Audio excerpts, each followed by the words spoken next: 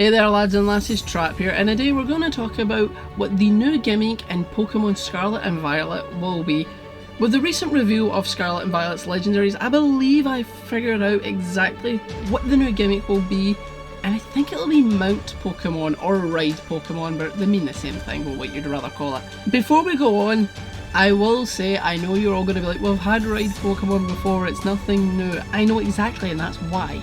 In the Let's Go games we had follow Pokemon, but the larger ones such as like Charizard and like Gyarados and Snorlax, we could actually ride them while instead of having them follow us, we literally controlled them. Also as well, in the Legends Arceus, we had specifically new Pokemon as our mount. It was one of the key features in the games. We had like Weirdeer, we had Ursalana was the other one, and we had things like Hisuian Bravery, Sneasler, like you know what ones they are if you've played the game, right? You'll know. So they know that we, us, the fans, the players, we enjoy that. Like, we like being able to ride the Pokemon, it's such a really cool thing. And we also like follow Pokemon. Just a little side note, I believe follow Pokemon will be back in the game. Just a little guess, I hope I'm right, we might not, we'll find out. And this isn't just some idea I've came up with nowhere. I believe in the trailer, we literally see evidence for Mount Pokemon, or at least an emphasis on travel being this game's main gimmick. So let's get into this, starting with the Legendaries. Koraidon, I'm sorry if I mispronounced that, the Legendary of the Scarlet game. Its design has clear hints to it being a mount with its large, magnificent headdress. It resembles the handlebars from a motorbike, mainly choppers that have like the massive, ginormous, oversized handlebars. Its hair looks like one of them so clearly.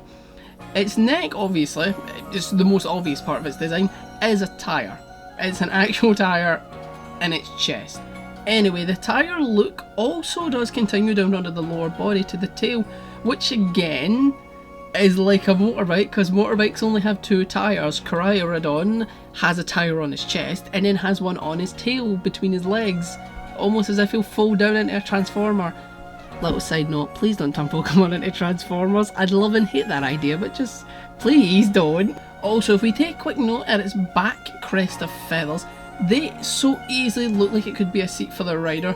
Now, I don't know, as I just said, if it'll transform into a bike. I kind of hope it doesn't, but also I won't be surprised, and I don't really think I'll complain about it. It's just going to be really weird. But we can clearly see that it has such obvious bike influences in its design. I mean, like, it would be wasteful not to turn it into a travel Pokemon or a bike or some sort of design like that. Now onto Miraidon, the Legend of the Violet game. Now I'm pretty sure I'm pronouncing that name right, but probably wrong as well. Its design looks much more man-made. It's like robotic, mechanical, futuristic even. But again, it still has the biker elements. But unlike the last Legendary, Miraidon looks far more like something from Tron, and other sci-fi futuristic thing with like bikes and stuff and that in it. And just like Koraidon though, however, its head does resemble handlebars, with its lower body having an area that looks like it could be a seat for the rider. However, I will say at a glance it's much less obvious than the last Legendary. Now with the Legendaries aside, they aren't the only thing that show us there will be some sort of mount or travel gimmick to Scarlet and Violet. We see buildings which could very easily be the new Pokemon Centres, although I have no real proof for that. That's more just a guess. I think they might be the new Pokemon Centres, they might not, but they look very Pokemon Centre-ish. But do you know what they definitely look like? Gas stations. Yeah, you know, the places where you fuel vehicles. This style choice undoubtedly confirms to me that travel, at least, and by extension vehicles, will have a role in the game, even if it's just like a cutscene thing. Like for example in the Sword and Shield games, Corviknight is basically the taxi for Galar, like that's what you use to travel. So maybe it'll be something like this, but I think since it's an open world game, I'll be surprised if fast travel works the same way. They may do different, they might not even have fast travel, but I doubt that. Notably, what I can say about these buildings, if this is the new Pokemon Centres, why would we be fueling vehicles there unless the vehicles are the Pokemon? We already have Rotom bikes, so who's to say that's a wrong assumption, because I mean, why design a Pokemon Centre that looks like a gas station? Unless we're literally filling up our vehicles, which are actually the Pokemon in turn?